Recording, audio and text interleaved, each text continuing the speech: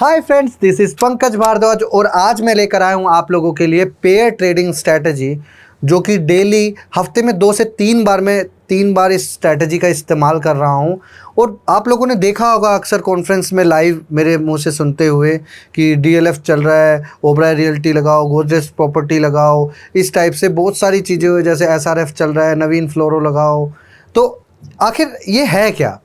तो आज मैं आप लोगों को इसका कंप्लीट लॉजिक बताने वाला हूँ। वीडियो को भगा भगा कर नहीं देखना, ध्यान से देखना है। चलो चलते हैं स्लाइड। सबसे पहले मैं बताना चाहूँगा आप लोगों को कि जो भी कंप्लीट प्रोसेस होता है उसमें पहले स्टॉक सिलेक्शन करते हैं, फिर उसके अंदर फिल्टर करते हैं, फिर उसके अंदर एग्जीक्यूशन प्लान करते हैं। ये 3 प्रोसेस का हमें इस्तेमाल करना है ताकि हम मार्केट में कभी भी घबराएं नहीं। इस तरीके से हम लोगों ने पूरा प्लान करना है। अब स्टॉक सिलेक्शन का पूरा प्रोसेस क्या है, तो ध्यान से आप लोगों ने इस चीज़ को समझना है। स्टॉक सिलेक्शन के पूरा प्रोसेस क्या है, कब मैं एक पेयर से को देखकर दूसरे पेयर को काम करता हूँ, वो चीज़ हम समझेंगे। तो कैसे हम लोग ये डिसाइड करते हैं कि कौन सा पेयर स्टॉक बढ़ने से क्या इफ़ेक्ट होता है मार्केट में। तो सबसे पहले इसमें एक स्टॉक सिलेक्शन का प्रोसेस है। स्टॉक सिलेक्शन के प्रोसेस में हम लोग क्या करेंगे, सबसे पहले देखेंगे सेक्टर वाइज कि सेक्टर में क्या हो रहा है।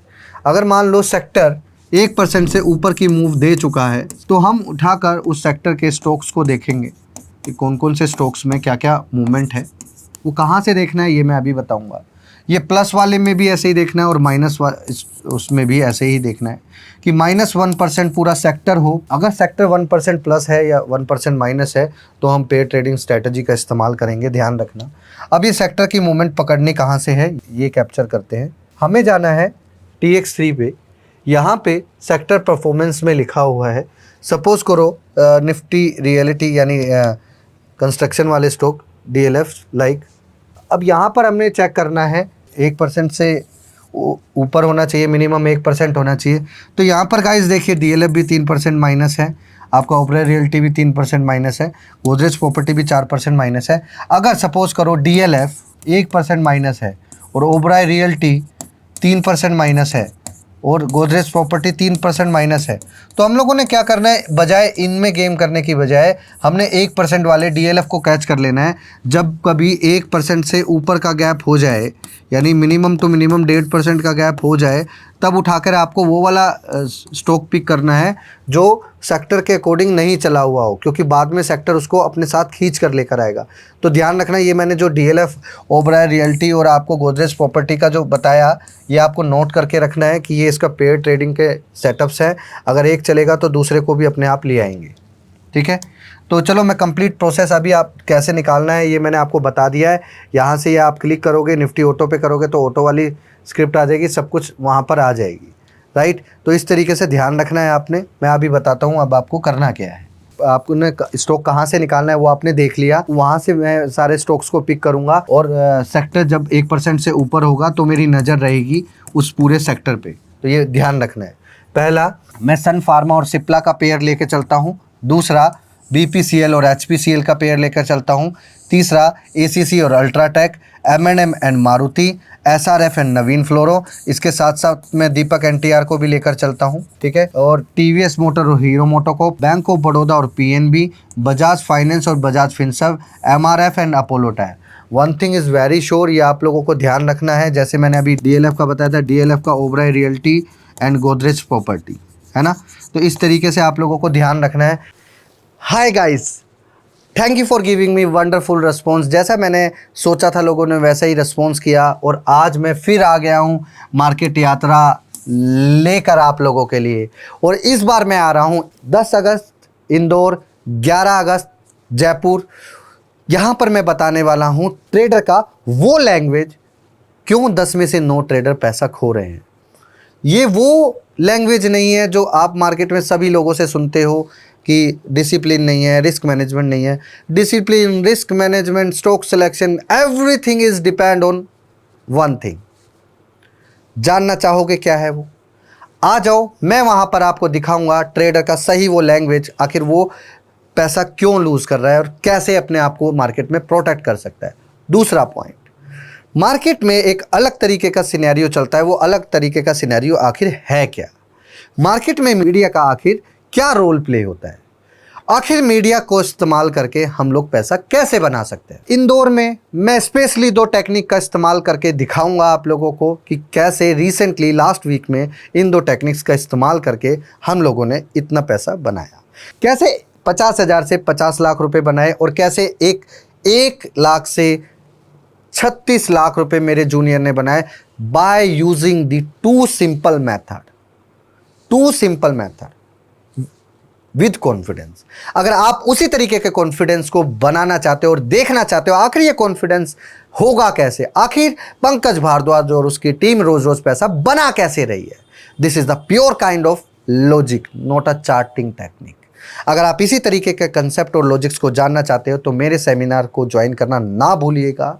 10 तारीख इंदौर, 11 तारीख Jaipur, link in the description below, don't miss, register now. और हाँ, 27 अगस्त को मैं वापस से आ रहा हूँ Pune calling me again. 4th time मैं पुणे जा रहा हूँ और पुणे की जनता मुझे बहुत प्यार दे रही है। 4 दिन का प्राइवेट सेशन है, डिस्क्रिप्शन बॉक्स में मैंने नंबर दे दिया, किसी को प्राइवेट सेशन की अगर ज़रूरत है you can meet me on Pune again. Thank you so much, Jai Hind. Sector का मूवमेंट कैच करना है तो हमेशा इस तरीके से आपको फॉलो करना पड़ेगा। ये कोई चार्ट की टेक्निक नहीं है, it's a pure kind of pair trading logic. तो लॉजिक पे काम करते हैं। सपोज करो सन फार्मा 3% हो गया है और सिप्ला अभी 1% है, तो हम लोग क्या करेंगे, सिप्ला को पिक करेंगे और सिप्ला का जो स्टॉप लॉस रखेंगे वो 1.5% का रखेंगे। एक बात का ध्यान रखना है, इस लॉजिक में 1.5% से ऊपर का एसएल नहीं रखना है और स्टॉक को तब तक होल्ड करके रखना है जब तक वो बराबर ना हो जाए। ठीक है, जब तक वो बराबर ना हो जाए। इसी तरीके से एचपीसीएल और बीपीसीएल में सबसे पहले एचपीसीएल चलता है, तो ये ध्यान रखना, सबसे पहले जो चलता है उसका आपको हमेशा ध्यान रखना चाहिए। एसीसी और अल्ट्राटेक में सबसे पहले अल्ट्राटेक चलता है। एम&एम और मारुति में सबसे पहले मारुति और एम&एम दोनों आसपास ही चलते रहते हैं। एसआरएफ एंड नवीन फ्लोरो में सबसे पहले नवीन फ्लोरो चलता है। टीवीएस मोटर और हीरो मोटोकॉर्प में सबसे पहले हीरो मोटोकॉर्प चलता है। बैंक ऑफ बड़ौदा और पीएनबी में सबसे पहले पीएनबी चलता है। बजाज फिनसर्व और फाइनेंस सर्विस में दोनों में से कोई भी चल सकता है पहले, नो मैटर। इधर एमआरएफ पहले चलता है, अपोलो टायर बाद में चलता है। तो इस कंप्लीट लॉजिक का ध्यान रखना। जो चीज़ मैंने जैसे बताई है, वीडियो को भगाकर नहीं देखना, वीडियो को आराम से देखना है। एक और बात बताना चाहूँगा, इसमें कुछ लोग अलग अलग तरीके से जो गेम करते हैं वो अलग अलग तरीका आपको समझने की ज़रूरत नहीं है कि पूरे डेटा को एनालाइज करके किसको क्या करना है, किसको कैसे करना है। इसमें 2-3 बातों का आपने ध्यान रखना है।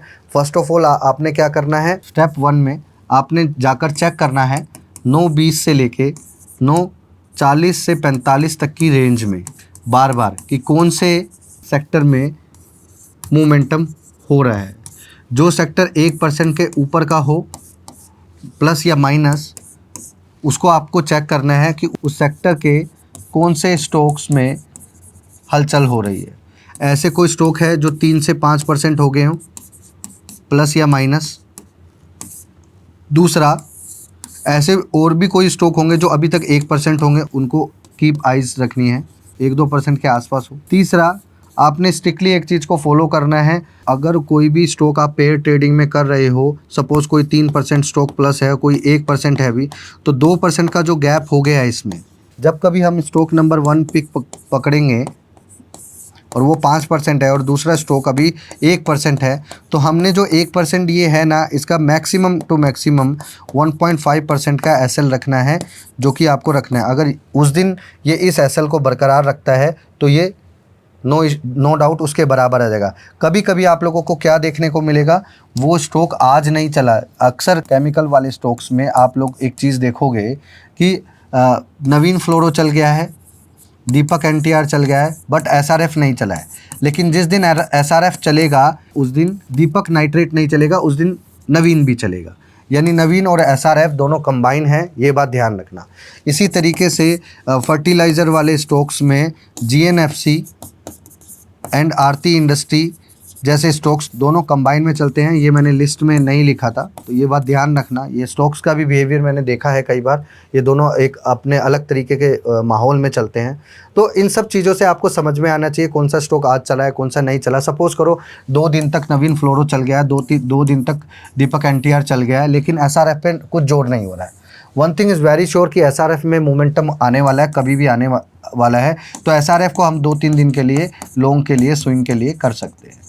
इसके साथ साथ मैंने एक टायर वाले स्टॉक्स में भी एक बार खास बात देखी है, पहले MRF चलता है, फिर अपोलो चलता है, उसके बाद सबसे लास्ट में बालकृष्ण इंडस्ट्री चलता है। ये 2-3 दिन अगर चल गए तो बालकृष्ण इंडस्ट्री रुका होगा तो उसको बाय करना है। अभी रिसेंटली ये हुआ है, जाकर चेक करना, बालकृष्ण इंडस्ट्री के साथ यही हुआ है, अचानक से बालकृष्ण इंडस्ट्री ऊपर आ गया और MRF और अपोलो टायर ऑलरेडी ऊपर चल रहे थे।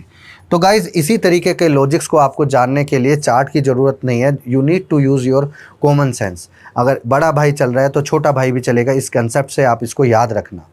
आप इसी तरीके के कंसेप्ट से जुड़ना चाहते हैं तो मेरा आप लोगों से एक रिक्वेस्ट है, आप चैनल को सब्सक्राइब करना मत भूलिएगा। वीडियो देखकर आप जाइए नहीं, वीडियो देख के आप चैनल को सब्सक्राइब कीजिए और टेलीग्राम ग्रुप को ज्वाइन करना ना भूलिएगा।